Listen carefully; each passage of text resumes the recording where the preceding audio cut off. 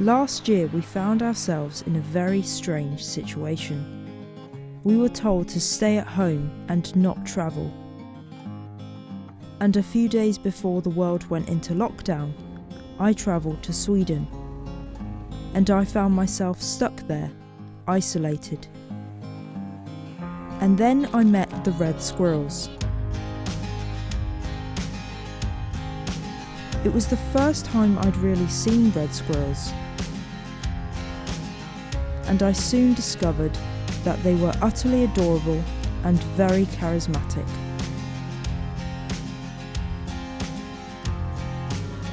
When I returned to the UK, I discovered they're quite difficult to find.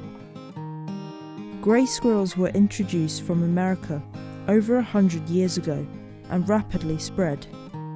Red squirrels started to disappear, and there's only a few places that they can be found. As a new ambassador for the Red Squirrel Survival Trust, they've sent me on a journey to help tell the story of the British red squirrel.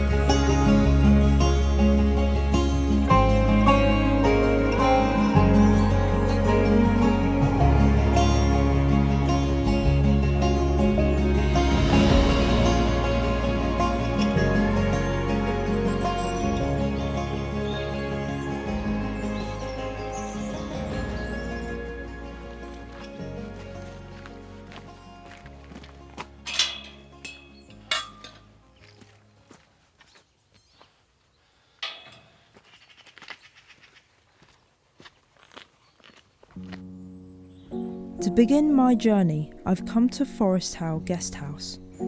This is where I'll be staying for a week, filming the red squirrels. Forest Howe is a Victorian house dating back to the 1870s. It is located in the Eskdale Valley in the Cumbrian Mountains in the north of England. The decorations around the house hint that it might be a good place for red squirrels. And after this morning's success, it's safe to say that it's a very good place for red squirrels. They even come up to the window.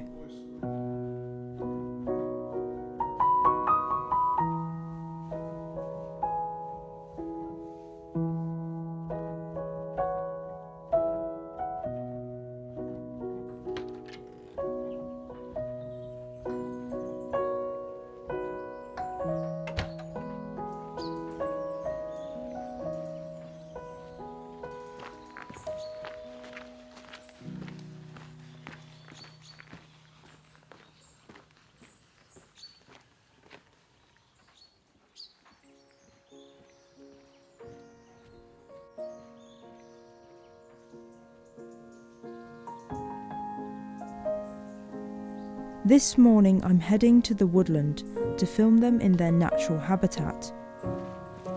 Red squirrels prefer mixed woodlands where there is a variety of tree species for them to forage from. In the area, oak, conifer, beech and hazel can be found, so this is the perfect place for them. I place whole hazelnuts, their favourite food, on this fallen tree, and I wait. And it doesn't take long for the first squirrel to appear.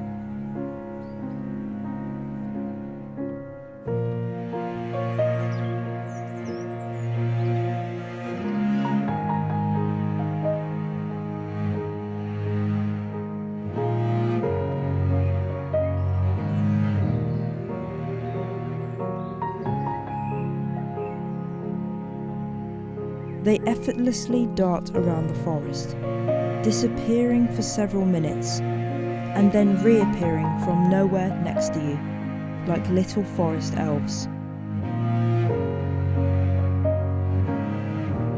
It feels so special to be so close to this endangered animal. They don't sit for long, taking the food into the forest to cache and hide for winter.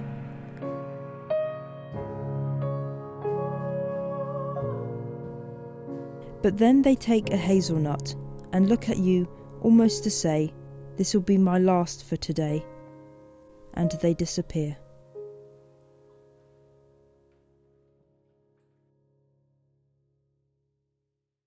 For the past few days I've been getting to know the local red squirrels, but there is no one else who knows these squirrels better than Peter Trimming, and today he's taking me to a very special place. I see gold in the air, in the promise in the streams. I see love in our hearts, the futures in our dreams. It's a tunnel kind of vision, like alcohol's involved. And I'll stray like a hound dog, but I'ma come back when she calls. When she calls, I'll come to her. When she calls, I'll come to her. When she calls, I'll come to her. When she calls, I'll come to her. I had a dream last night, shaking like a soldier in my shoes. I had a dream, you were a laser light, burning down the city in my blues. I owe it all to you. I owe it all to you. I do. I owe it all to you.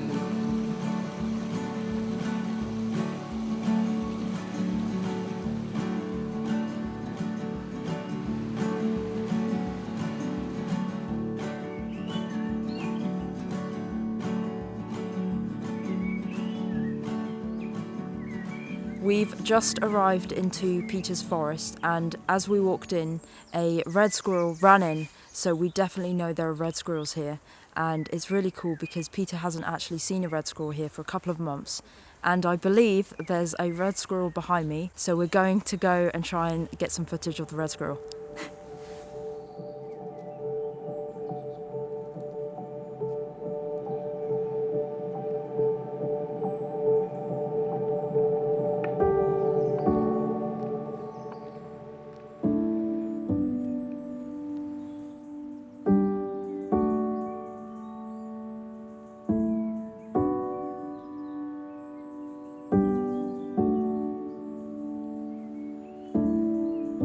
As the little squirrel ran around us, I asked Peter why this woodland is so special to him. This is my wood in West Cumbria. When I first bought it, I didn't know there were squirrels here. And it wasn't until about 8 or 9 months later I had my first sighting. As you can imagine, that was exciting. Amazingly, from that time on, I was getting regular squirrel sightings. And the one we saw, in fact, she just arrived now as we're talking. This one is Izzy, named by Danny today. This one's a female.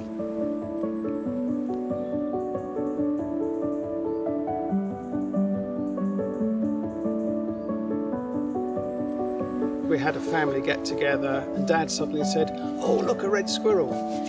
And I have to say that I didn't see the red squirrel, but I did see the movement in the tree. And then you fast forward to 2010, and I actually found myself in Poole in Dorset. I found that they did day trips to Brownsea Island. It advertised red squirrels. I was absolutely addicted seeing 2 squirrels chasing each other around a pine tree. That was wonderful, and I discovered Forest Howe. I thought, that sounds good. Squirrels visiting the garden, I ought to book a trip. And what appealed to me was the fact that I was living somewhere where I could actually be up and outside before the squirrels arrived, so I could see where they came from, how they interacted, where they disappeared off to. That first trip turned out to be the first of very many. When I came up to Forest Howe, it seemed a lot easier to actually use names. And if you can identify an individual squirrel, give him or her a name, and then you start to look at physical attributes. We had 2 males, we had Bill and Ben. When I arrived at Forest Howe, I said, well, sorry, it's not Bill and Ben, it would have to be Bill and Belinda, because I could see one was clearly female. She became very trusting. It was a joy with her. I mean, there have been other special squirrels, but Belinda always sticks in my mind. Baby Pear is obviously the most famous squirrel in Sweden, possibly the most famous in the world, but Belinda is certainly the most famous red squirrel in England, and she appears on the cover of 2 books, so a very special squirrel. I bought the woodland in 2015, and it really was with a view to hopefully conserving red squirrels. As soon as I bought the wood, I thought, what's going to happen when I die? Which is hopefully a few years away, but it's nice to think that far forward. And I'd read about the Red Squirrel Survival Trust. I could see their stated aims is obviously to conserve not only the red squirrel species, but also the habitat. And I thought, great, that's what I'm trying to do in the wood. And it just seemed the logical thing when I eventually die for the wood to pass to the Red Squirrel Survival Trust in terms of ownership. I think it's safe to say that the trustees were delighted. That would be what I would really like here, for it to thrive and the squirrels still to be here for generations to come.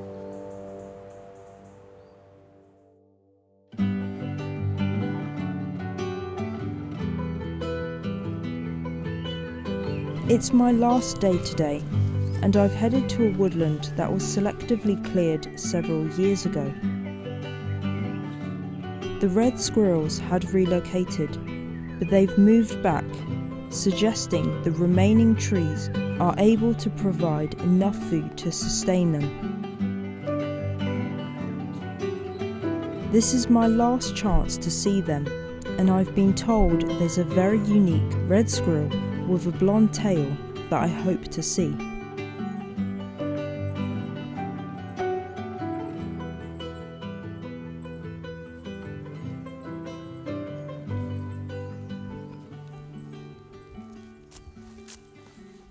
I'm currently sat in a woodland waiting for some red squirrels to appear, but I thought I'd take this opportunity to answer a question I get all the time, which is, what do I feed to my red squirrels?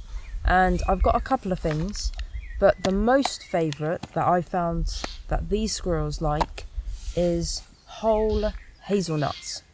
And they love these because they cache them into the ground. So they take these and bury them into the ground, and the idea is that they can find them again when food is scarce, like in winter. However, most of the time they can't remember where they put the food. But the other thing I have been giving them is actually chopped hazelnuts, and this is much better for photography because they will actually sit in front of the camera. You can get several chances to get some photos, but the whole hazelnuts, they actually run off with the nut and you don't get many photos. The other thing I've got is some walnuts. They love these. Again, the smaller the piece, the more likely they're going to sit in front of the camera and eat it rather than take it away. But I've also fed my squirrels in Sweden sunflower seeds and chopped up peanuts, and that's great for if you just want the squirrel to sit in front of the camera for half an hour. But these squirrels are preparing for winter, and most of the food they're actually caching and they're not eating it.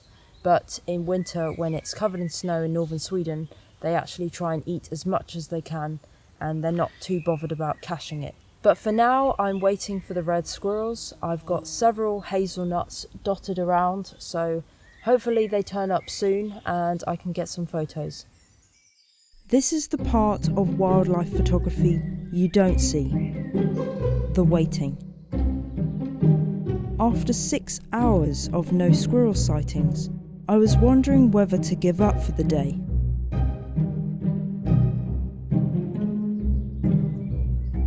But my patience was soon rewarded.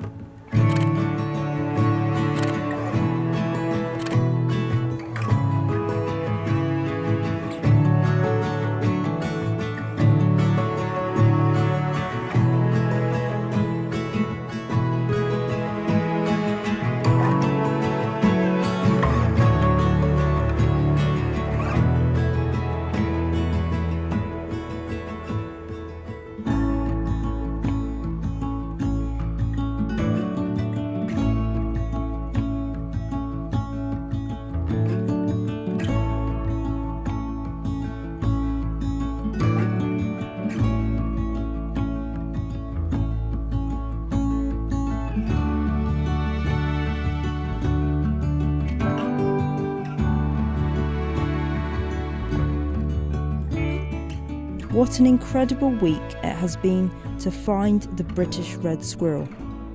I have learnt a lot about the pressures these animals face. But it feels so special to watch these wonderful animals. I'm excited to make more films, so join me on my journey as I delve deeper into the conservation effort through the organisations and science and dedicated volunteers as I tell the story of the British red squirrel. It has been an incredible week following these red squirrels, but sadly my trip has come to an end. Thank you to the Red Squirrel Survival Trust. If you want to find out more information about red squirrel conservation, head over to their website. And thank you for watching. If you want to see photos from this trip, you can head to my Patreon, where I've made a public post with all the photos. But for now, thank you, and I'll see you in the next video. I can hear you.